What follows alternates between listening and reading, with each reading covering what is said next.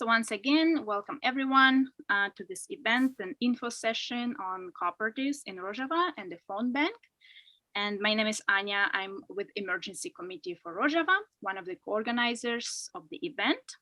And this encounter has been also endorsed by Cooperation Jackson, Cooperation Milwaukee, Co-opsnotcages, and Flora Cooperative. And we organized this event in response to the escalation of Turkey's attacks and renewed threats of a ground invasion in late November. Turkey has been attacking the region quite regularly, pretty much on a daily basis since its second invasion of North and East Syria in 2019. You may remember then it happened with the green light by US President Trump. But they since then they have been bombarding the region with heavy artillery, targeting civilian areas, and they have been carrying out drone attacks, drone assassinations of civilian, political, and military leaders of the Rojava Revolution. But what happened a few weeks ago, on November 19, Turkey escalated its low-intensity war on the region by sending in warplanes and targeting civilian urban areas, killing civilians, injuring many, also deliberately targeting civilian infrastructure, as well as counter-ISIS security forces and ISIS detention camps.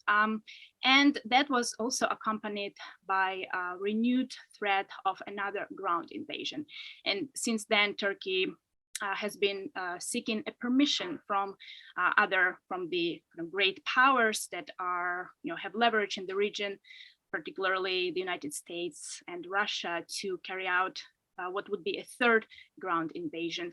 At this moment, the attacks have been eased somewhat, but still it's not clear. The situation is quite precarious, and we cannot say with certainty that an invasion will not happen. And so, last thing I want to mention, the event was organized by an quite recent informal network of cooperative initiatives that have come together to do solidarity work with cooperatives in particular.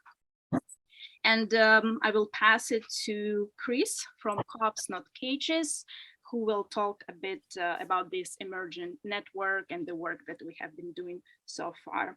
After that, we will move on to Emre, who will give us a brief introduction into Rojava and their cooperatives. And after that, we hope the representative from the cooperative movement in Rojava, who is currently in Rojava, we hope that he'll be able to join if the internet issues are resolved. So, Chris, floor is yours. Thanks. So this year, a few cooperatives, our members of cooperatives, started to gather to talk more about what's going on in Rojava because of the increased threats, because of the increased attacks. And we've seen members from many co-ops, I think at least 10, including Ajani, Cooperation Milwaukee, Alliance Collective, Cooperation Jackson, Flora, Wicked. It's really cool. People from different industries have been interested in seeing what's going on and how they can help. And we are currently searching for different ways that we can help, how we can overcome the blockades. And there's some nice things in the works. I don't want to get into the details of all that. But we've been discussing through email chain. We've also had a few virtual meetings to find out, how we can do these things. And we're in the process of setting up a listserv, which we're hoping that more people who are interested in staying involved could get access to. People have been connecting for different motivations. Some is just they hear about co-ops getting bombed, which is a disturbing idea because that could happen to us, among all the other problems that people who are in co-ops are building. And one of my motivations is that the co-ops in Rojava, like that's part of the mainstream that they're trying to develop, and they're doing a really good job at it. And there are many cooperatives in the USA who want co-ops and the solidarity economy to be the mainstream. So it's very important to learn about what they're going through if we want the same thing over here. I'm going to keep it short because the way translation is going to happen today, it's going to be very time consuming. But if you're part of a co-op and you're interested in getting involved, you can just reach out to any of the co-ops that endorse the event, or more specifically, you can reach out to me until we have that listserv set up. My email is chris@coopsnotcages.coop. There's a dash in the co-op. And if you're not part of a co-op, but you see that you're part of a group that can collaborate with the Emergency Committee for Rojava to connect your community to communities in Rojava or to help them out, definitely get in touch with the Emergency Committee for Rojava at defendrojava.org. I put my email and the Emergency Committee for Rojava's URL in the chat. So reach out to us to get involved. Whatever sector of work that you're doing, chances are there's a meaningful connection with Rojava, and think about and get involved. So I'll pass it over to Emre. Thank you, Chris, and hello, everybody. I'm Emre. I'm with the Emergency Committee for Rojava as well, and I'm a researcher of social movements, specifically co-ops and communes in Rojava, and we're organizing these series of solidarity events because Rojava presents like a hopeful venue for co-ops and collective ownership and production. And I'd like to talk a little bit about the details from the ground of what co-ops and communal life looks like in Rojava. Can I share my screen really quick for a PPT? So quick geographical and political introduction to the topic. This is the region we're talking about here. This is a map of Syria, Turkey to the north, Mediterranean to the west, Iraq to the east. And the areas in green, the areas in yellow are under the control of the Autonomous Administration of North and East Syria, also known as Rojava. And Rojava, for those that may not know, means west in Kurdish, and it refers to this western part of Greater Kurdistan that spans across Turkey, Syria, Iraq, and Iran.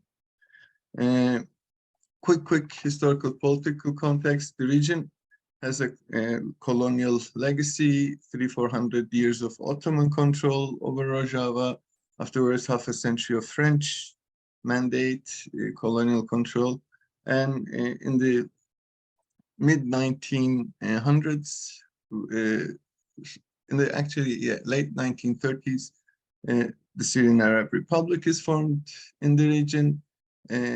Kurds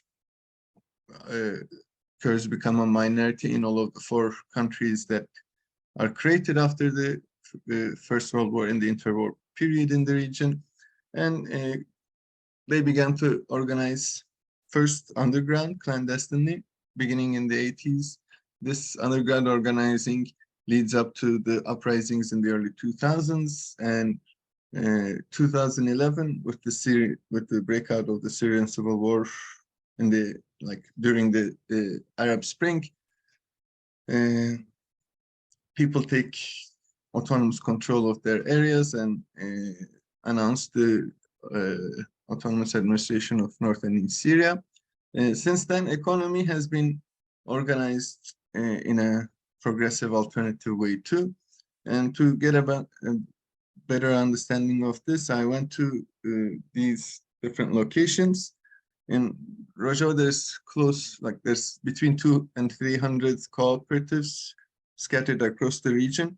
And these cooperatives come together under the umbrella of regional co-op centers that are then brought together under the umbrella of economy ministries, economy offices.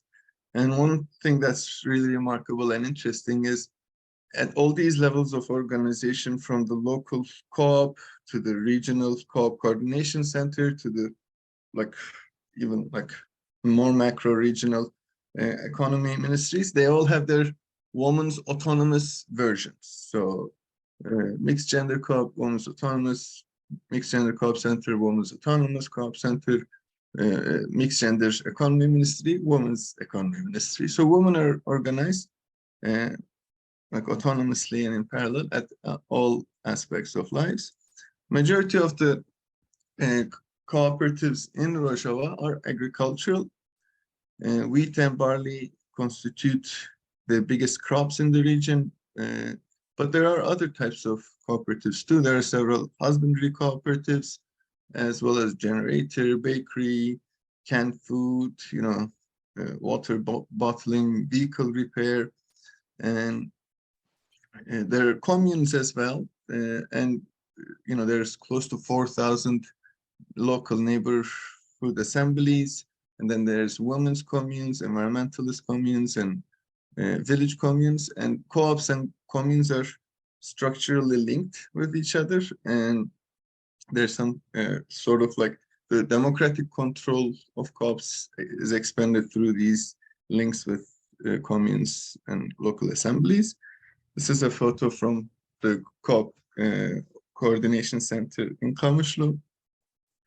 This is a photo from a generator cooperative. Because of the civil war, there's not electricity, 24-hour electricity provided every day. There are electricity shortages, so people come together, pool resources, and buy generators to ensure they have access to 24-hour electricity.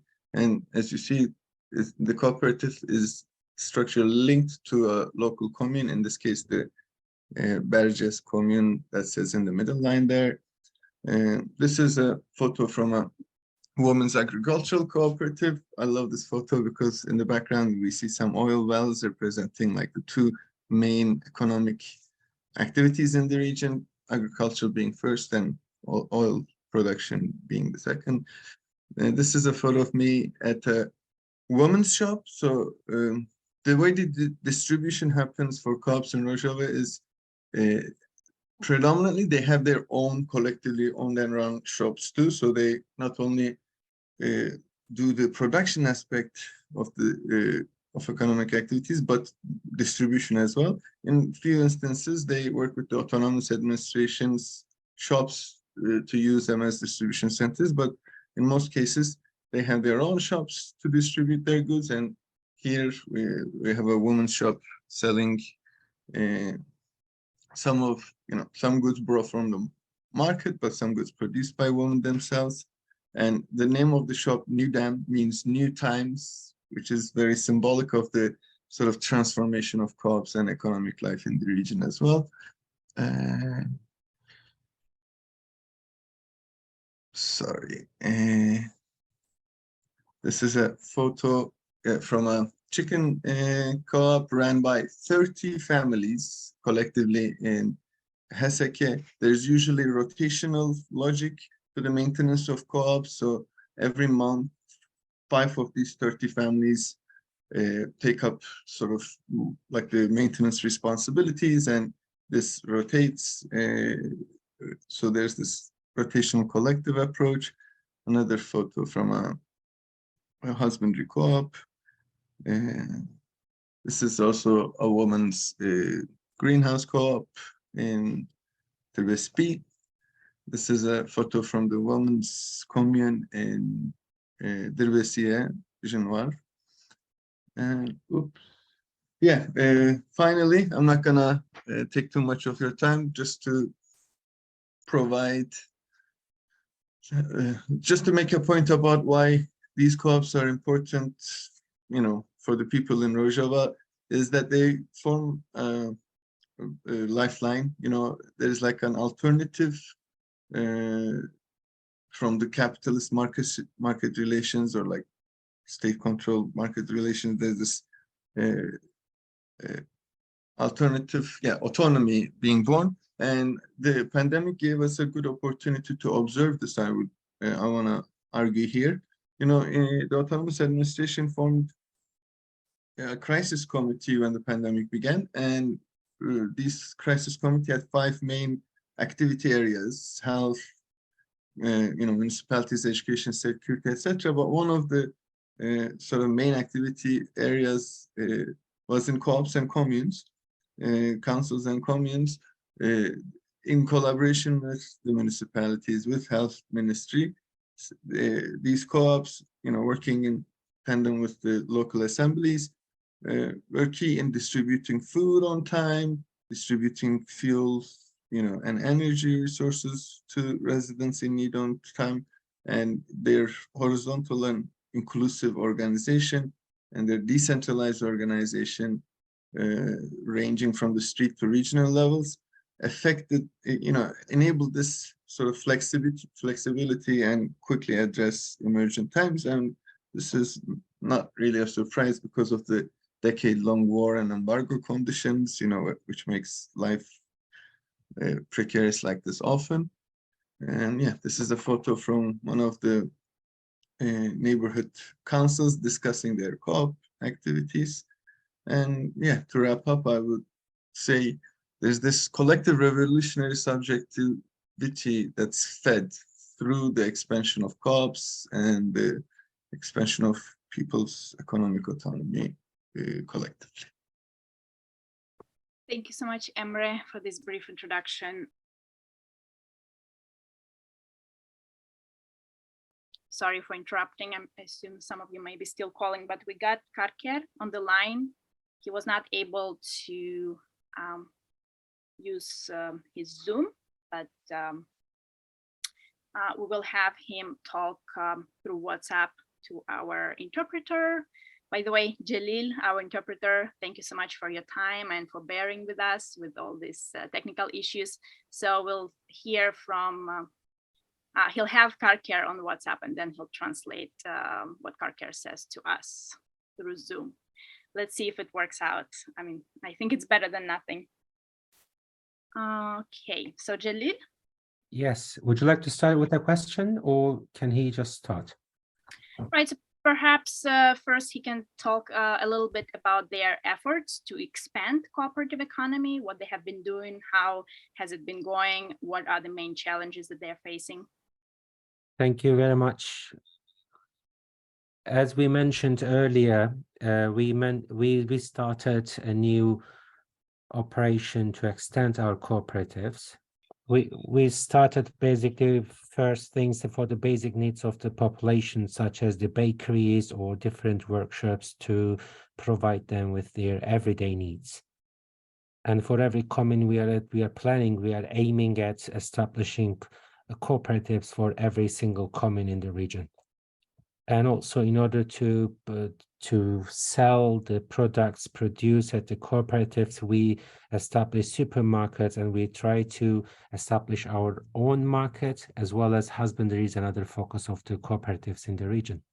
And an interesting point is that the women are also organizing their cooperatives autonomously, and they also have different focuses in terms of the areas that they operate, they work. As you might be following the recent attacks, especially on the regions on the Turkish border, it makes it very difficult for the cooperatives to operate, and it brings the security problems as well as our ability to reach out the supplies that we need for the production of the cooperatives. I would like to underline that the recent Turkish attacks were targeting the civilian infrastructure and civilian settlements. And our response to these brutal attacks was to stay on our land, to stay on our soil and keep working. We never stopped working. We never stopped working on the fields, and we are making it powerful. This will be our response to the brutal attacks from the Turkish side. And everything that we are fighting for is an honorable life. So we cannot depend on the attacks or the threats, and we will go on this path and we will continue. This will be my short answer about the cooperatives, but if you have any other questions, I will be happy to answer them. Thank you so much, Jalil. I'm glad it's working more or less okay. So the floor is open to folks if you have any questions about the current situation, about the cooperatives in particular. Okay, Mario has a hand up. Go ahead, Mario. My question would ask what relationship do they have with the U.S. presence there in Syria? Whether is it positive, negative, non-existent? What's the relationship of them to the U.S. presence? Thank you. The administrative structures in Rojava are the cantons and autonomous administration, and also they have also parliament in the region. So the relations with the Americans, who are a part of the international coalition against ISIS, which is the reason why they are in the region, we don't have any direct connection with them. It mostly done through the diplomatic channels on the administration level, whereas we are in the field of society as well as economic development of the society in Rojava. But on the other hand, we have connections with the US, but it's not the government or the administration, but the civil society. That's one of the reasons that I was asked to come and join this meeting today and talk to you. That's also a relation between the people and between the societies. That's the part that we come in and we try to establish relationships and connections together with the American or other societies in the world. And a further point, I can say self-defense is one of the basic needs of us in the region. That's how we establish ourselves, and our defense mechanism is based on self-defense, legitimate self-defense. But what upsets us at most is that while fighting against ISIS, we were kind of shields for the humanity, and we were fighting against the ISIS terrorists, and we defeated ISIS eventually. But now Turkey is attacking us, attacking the civilian infrastructure, and they carried out a massacre in Derek region where there were civilians were targeted and there were casualties, as well as journalists were some among of the dead.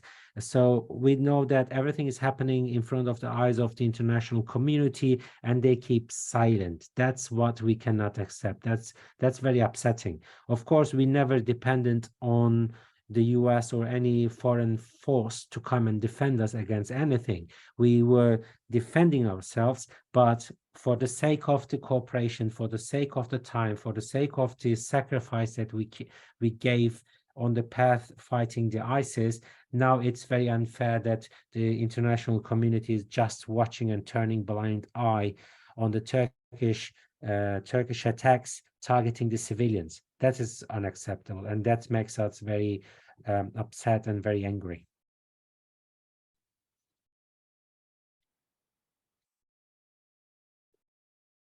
Okay. Shall we carry with the next question? Okay, great. Thank you so much, Jalil. Daniel, go ahead.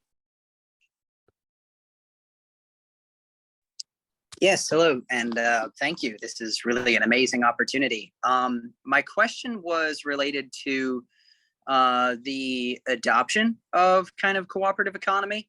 What kind of roadblocks are currently being faced on the way to growing the cooperative nature of Rojava's economy? And is there any pushback that you're seeing at the grassroots level from maybe people who aren't accustomed to that way of organizing economically and are maybe more accustomed to other forms of doing business?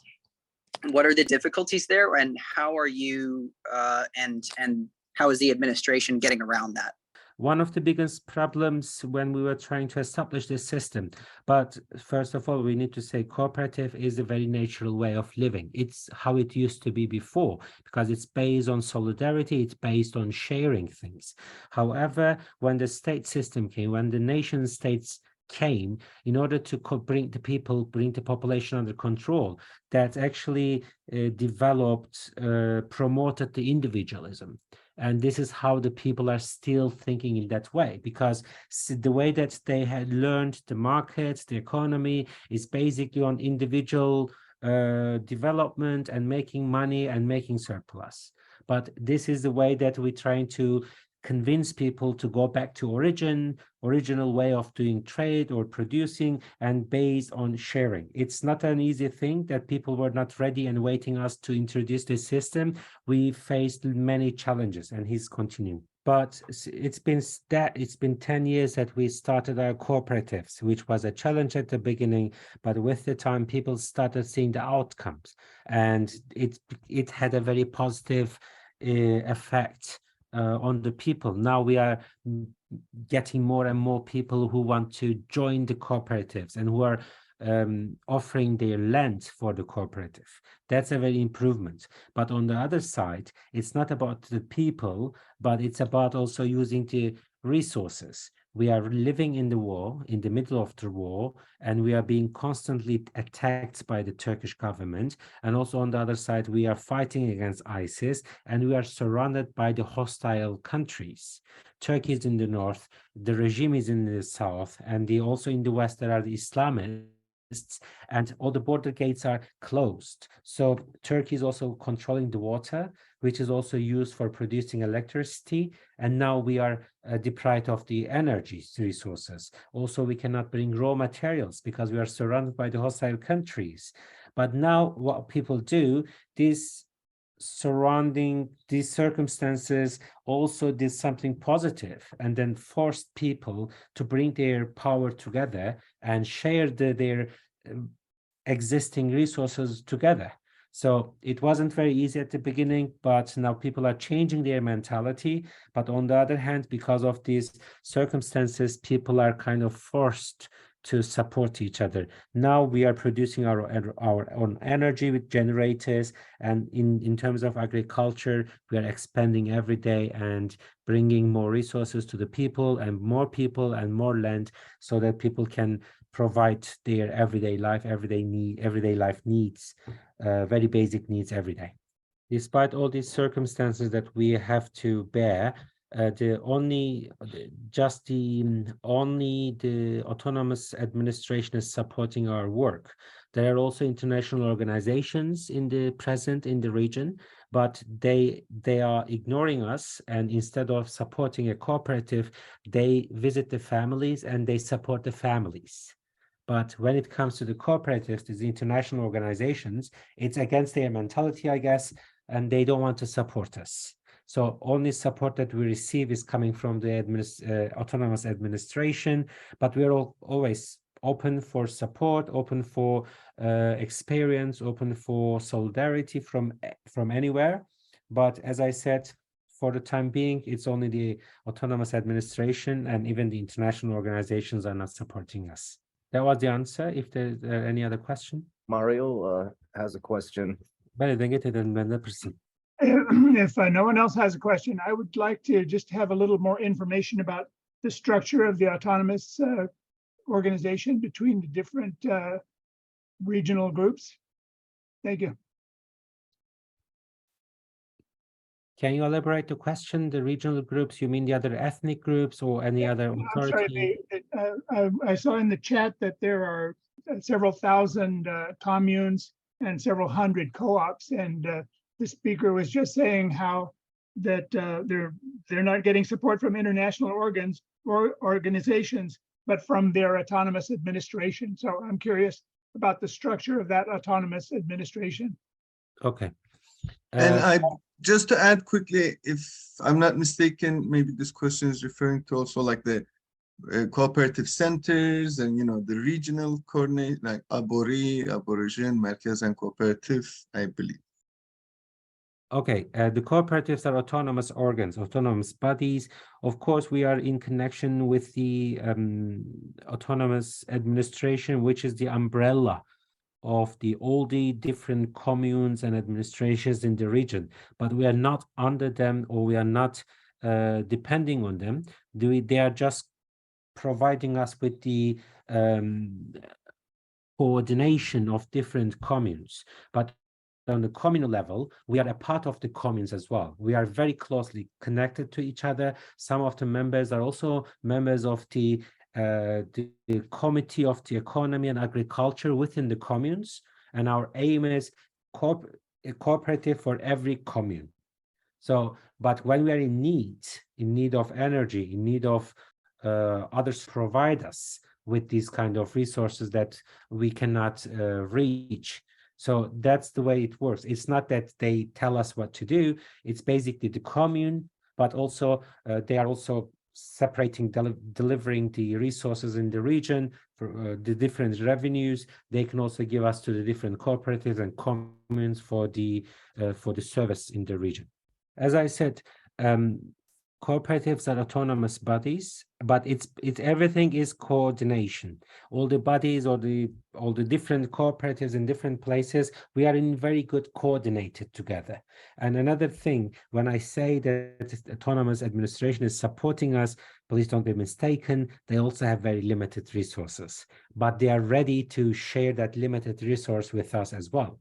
For example, we want to establish a cooperative in a region, so we go and talk to the villagers. Some people are willing to share their field with us, but we don't have any seeds, we don't have any machinery, or we don't have any other possibilities that we can actually start producing. So in that case, we can go to the autonomous administration and ask them to provide us, I don't know, energy, seeds, machinery, or even fertilizer, or any other resources that we need for the agricultural activities. So they provide us as much as they can.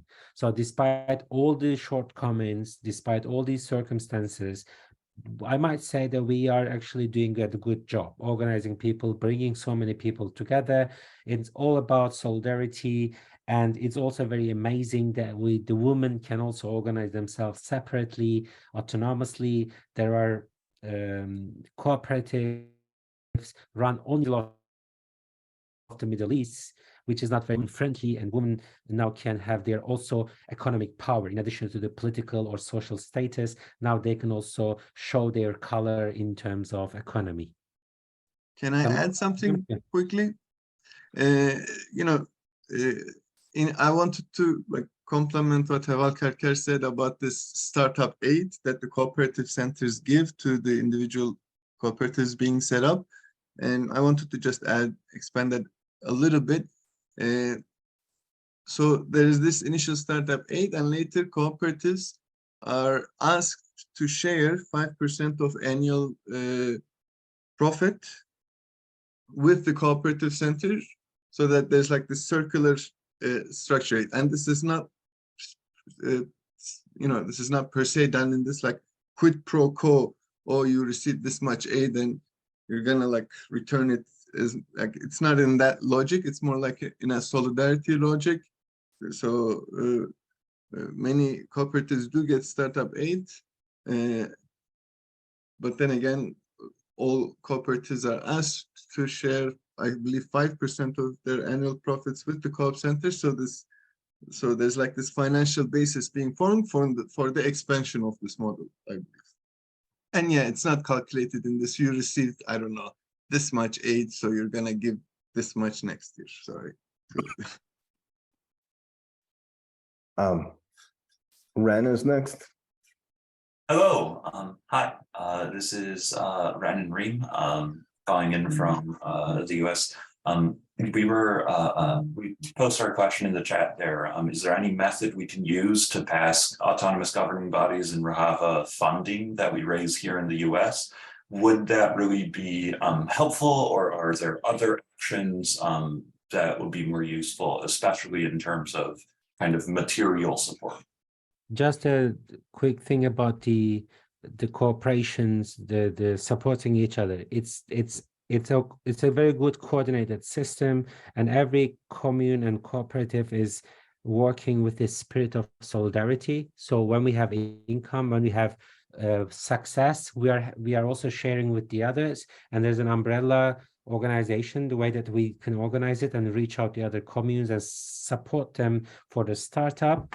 And on the other hand, if anyone wants to both learn from our experience or support us materially or immaterially, there are ways that you can reach us. You can find the committee which is in charge of the diplomacy or foreign relations. You can reach us through those channels.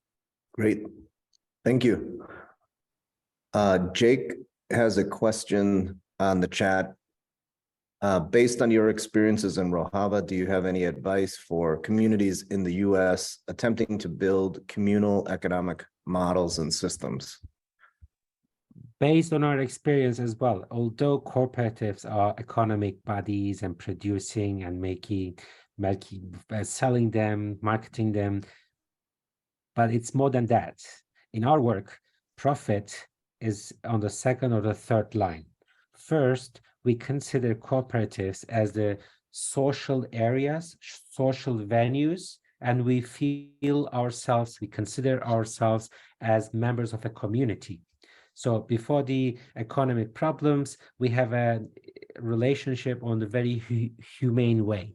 And then we have this support for each other. And then if any of us has any problem, then we try to solve the problem. It's a very personal, very social community thing. It would like being a family, and then the economic benefits or profit or production comes later.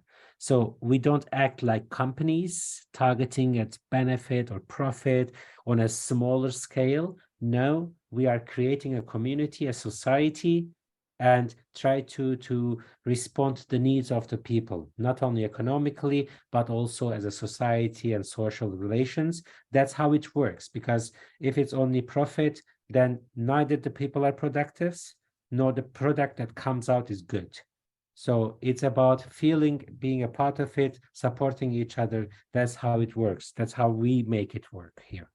And shortly, we can explain the system is that we are working in the cooperatives, but cooperative is also serving our needs. So it's like kind of both sides. It's not that we are serving the cooperative. No, we're also getting some socially and as community.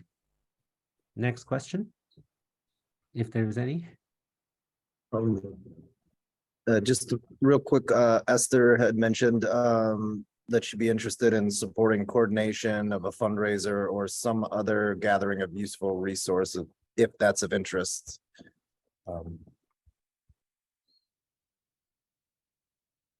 it looks like then the fundraiser on the Defend Rojava page was noted.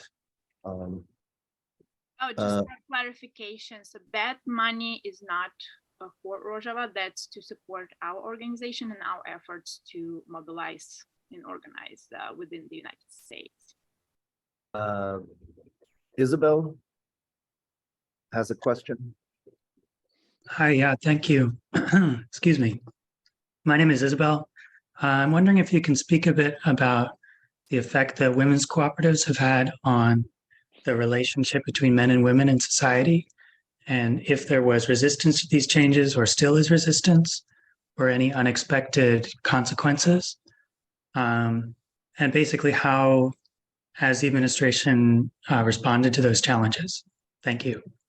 Since the beginning of the revolution in Rojava in north and eastern Syria, the women have played a significant role, not in the terms of military, but also in the social change in the area. And they started organizing themselves. They became their own army. They have their own army. Now they became also in the social structures and in the autonomous administration. And now the women, they have their own structure, which is called Congress Star. That's the umbrella organization of the women movement within the Rojava revolution. And at every level, we have co-chairship system, from the highest parliament until to the very local organizations. Everywhere there are two chairpersons, one man and one woman. That is also the tradition. And also we know that the women have always suffered more compared to the men at the time of the regime. Of course, there was a central state, a nation state oppressing the people in the region. And in addition to that, the women were also repressed by the tradition and by the patriarchy. So they had no chance but organize themselves and improve their own situation. So they were also very successful. Today, in terms of cooperatives, I can say 70% of the members of the cooperatives are women. And the women also have their own separate cooperatives, 100% women. And these are the ones that are actually the most successful ones. I need to accept, I need to confess it, the women cooperatives are more successful than the mixed ones. And today I'm speaking on behalf of the cooperatives, but next time for such an organization, for such a thing, I think there will be a woman colleague, woman comrade talking on behalf of the cooperatives. Karker says apologies, but he doesn't have much time left. Can we have the last questions, if there are any? Otherwise, he need to leave soon. Yeah, we have last question. We were curious about trans rights and LGBTQ. If that, how is that treated and within the co-ops? In the governance. There is not a separate organization of LGBTQ in terms of cooperatives, also in the society. So it's not also being discussed for the time being. But I'm sure that the women organizations, they have discussions about it.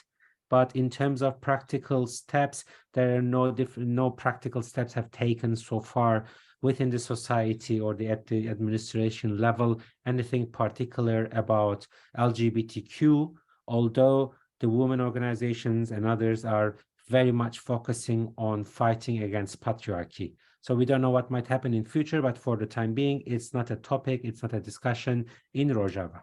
Karker, apologies once more, and now he has to leave, but it was very nice to be here, talk to you and hear you and answer your questions. And it will be very much appreciated if we could do it again and learn from each other. And you are always welcome to come to Rojava to see the cooperatives at the place, and we will be very happy to host you and welcome you in Rojava. Once again, apologies for the time, and have a nice discussion afterwards. Thank you, Karker. Thank you for the translation as well. I like what's going on in the chat. Anya, should I wrap us up? Yeah, it would be great. Okay, well, thanks everybody for coming today. Thanks for making the phone calls. It might not seem like much to us here due to our relationships with the government here, but this is an ask that's coming from over there. And it's good when we empathize with what others are asking for, especially if they're, on the other side of the world. So thanks so much, everybody, for making those calls. And if you want to have an event in the future, something similar, like, talk to us. I like the initiative that was shown earlier about fundraising. There's a saying in Rojava that I hear. It's like it's something like every storm begins with the first drop. Be that first drop. So thanks for the initiative that everybody's shown and taken, and let's keep it up. I wanted to, before closing out, I did want to mention once more that a few cooperators and worker co-ops have been talking and exchanging through email. We're going to be setting up a listserv shortly for other co-ops that want to get involved in trying to establish more direct relationships with the co-ops in Rojava to figure out how we can better support. So if you know anybody who's part of a co-op who would like to get involved, contact me at my email is chris@coopsnotcages.coop. There's a dash in the co-op. I put in the chat. Jay, did you have an email that you wanted to share? And this is just until we get the listserv going, and in the future we'll just share the listserv information. Sure. Yeah, I can post it in the chat. Yeah, just reach out to us and we'll get you involved. But you don't have to be part of a co-op to get involved in what Karker mentioned earlier as a civilian society and developing relationships. You can contact defendrojava.org if you're part of a group. If you're part of a group that would like to connect with Rojava, there's different ways in which people in Rojava and civilian society do want to connect with us. I've talked to people in Rojava, and a lot of them are as curious about us as we're curious about them. There's all sorts of reasons to connect. So definitely reach out to defendrojava.org to establish those relationships. The email that Jay dropped is dsa cooperationmke.coop. And yes, Adam asked if it's okay to share the Google Doc for finding and contacting reps. And yes, that is definitely okay. Thanks for attending and using the toolkit today, but definitely share it and make those calls to other reps. And if you have a chance to visit them too, for sure, definitely do that and connect with us and tell us how that's going so we can get better and better at doing it, at supporting communities outside of the USA that need this type of support. So I'll end right here. Thank you everybody so much for attending, and we will have this video available. We're going to email everybody this video for you to share. Bye everyone. Thank you everyone Bye. for joining. Thanks for And tuning thank in, you, everyone. Jalil. Thank you, Jalil, for translating. You did such a wonderful job under such difficult circumstances. Thank you. See y'all. Thank you. Thanks very much. Thank you. Thank you.